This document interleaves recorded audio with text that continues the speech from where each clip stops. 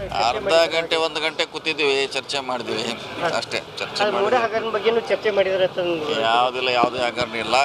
ರಾಜಕೀಯ ನಮ್ಮ ಕೆಲವು ಸಮಸ್ಯೆಗಳನ್ನು ಚರ್ಚೆ ಮಾಡಿದ್ವಿ ಅಷ್ಟೇ. ದಲಿತ ಸಿಎಂ ಕೂಗು ಬರ್ತಾ ಇದೆ ಸರ್.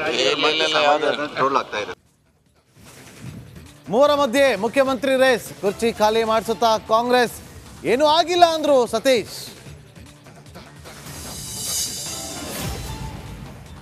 ಭೂಮಿಯಲ್ಲೂ ಭೂಮಿಗುಳಂ ಆಪ್ತರ ಬೆನ್ನಿಗೆ ನಿಂತ ಸಿಎಂ, ಇಬ್ಬರ ವಿರುದ್ಧ ಪಿ ರಾಜೀವ್ ಬಾಂಬ್.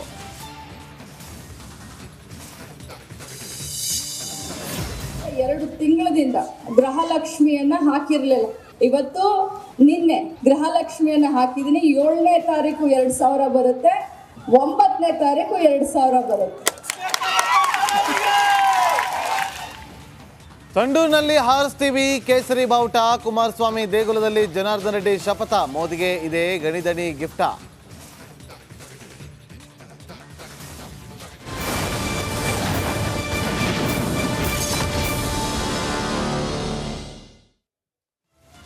ನಮಸ್ಕಾರ, ನೀವು ನೋಡ್ತಾ ಇದ್ದೀರಾ ರಿಪಬ್ಲಿಕ್ ಕನ್ನಡ. ನಾನು ನಾಗೇಂದ್ರ ಬಾಬು. ದರ್ಶನ್ಗೆ ಇವತ್ತು ಬೇಲ್ ಸಿಗುತ್ತಾ ಇಲ್ವಾ ಅನ್ನುವ ಕುತೂಹಲ ಅಭಿಮಾನಿಗಳಂತೂ ಇದ್ದೇ ಇದೆ.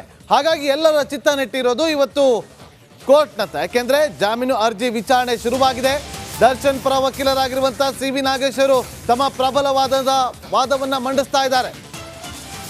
ಇಲ್ಲಿ ಒಂದು ವಿಚಾರವನ್ನ ಮೆನ್ಷನ್ ಮಾಡಿದ್ದಾರೆ ನೋಡಿ. ರೇಣುಕಾಸ್ವಾಮಿ ಸತ್ತಿರುವ ಬಗ್ಗೆ 8ನೇ ತಾರೀಕು ಗೊತ್ತಾಗಿತ್ತು. ಆದರೂ 12ನೇ ತಾರೀಕುವರೆಗೂ ಕೂಡ ಆರೋಪಿಗಳನ್ನು ಯಾಕೆ ಅರೆಸ್ಟ್ ಮಾಡಲಿಲ್ಲ? PSI ಸಬ್ ಇನ್ಸ್ಪೆಕ್ಟರ್ ಒಬ್ಬರಿಗೆ ಈ ವಿಚಾರ ಮೊದಲೇ ಗೊತ್ತಿತ್ತು ಅಲ್ವಾ? ರೇಣುಕಾಸ್ವಾಮಿ ಸತ್ತಿರೋದು 8ನೇ ತಾರೀಕು ಅಂತ. ಆದರೆ 12ನೇ ತಾರೀಕು ಪಂಚನಾಮೆಗೆ ಯಾಕೆ ಕರ್ಕೊಂಡು ಹೋದ್ರು?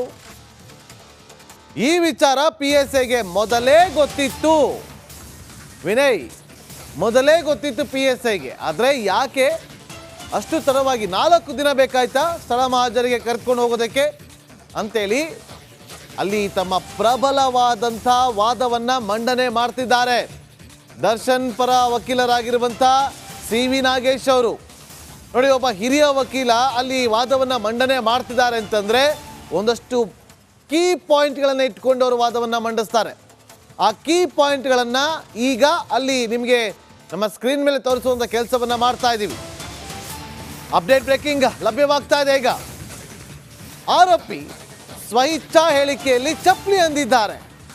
ಆದರೆ ಪೊಲೀಸರು ಶೂಗಳನ್ನು ರಿಕವರಿ ಮಾಡಿದ್ದಾರೆ. ಯಾರ್ದು? ದರ್ಶನ್ ಸ್ವಇಚ್ಛಾ ಹೇಳಿಕೆಯಲ್ಲಿ ಚಪ್ಪಲಿ ಅಂತ ಹೇಳಿದ್ದಾರೆ. ಆದರೆ ಮನೆಗೆ ಹೋಗಿ ಶೂಸನ್ನು ಸೀಸ್ ಮಾಡಿದ್ರು, ಶೂ ಅನ್ನ FSL ಕಳಿಸಿದ್ರು. ಶೂ ಮೇಲೆ ರಕ್ತದ ಕಲೆ ಇತ್ತು ಅಂತೇಳಿ ಅಲ್ಲಿ ನೀವು ತೋರಿಸ್ತಾ ಇದ್ದೀರಿ.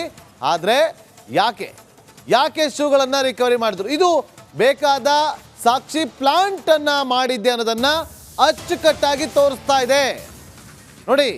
ಆ ಲೂಪ್ ಹೋಲ್ಸ್ಗಳು ಎಲ್ಲ ಕಡೆ ಇದ್ದೇ ಇರುತ್ತೆ. ಆ ಲೂಪ್ ಹೋಲ್ಸ್ಗಳನ್ನು ಇಟ್ಟುಕೊಂಡು ಡಿಫೆಂಡ್ ಮಾಡಿಕೊಳ್ಳುವಂಥ ಕೆಲಸವನ್ನ ಮಾಡ್ತಾ ಇದ್ದಾರೆ ಈಗ CV ನಾಗೇಶ್ ಅವರು. ಸ್ವಇಚ್ಛಾ ಹೇಳಿಕೆ ಯಾರ್ದು? ದರ್ಶನ್ ಅವರ ಸ್ವಇಚ್ಛಾ ಹೇಳಿಕೆ. ಆ ಸ್ವಇಚ್ಛಾ ಹೇಳಿಕೆ ಕೊಡುವಂಥ ಸಂದರ್ಭದಲ್ಲಿ ತಾನು ಚಪ್ಪಲಿನ ಧರಿಸಿದ್ದೆ ಅಂತ ತಿಳಿಸಿದ್ದಾರಂತೆ. ಆದರೆ ಯಾಕೆಂದರೆ ಚಾರ್ಜ್ ಶೀಟ್ 3991 ಪುಟಗಳು, ಅದನ್ನು ಇಷ್ಟು ದಿನ ಅವರು ಸ್ಟಡಿ ಮಾಡಿದ್ದಾರೆ. ಸ್ವಇಚ್ಛಾ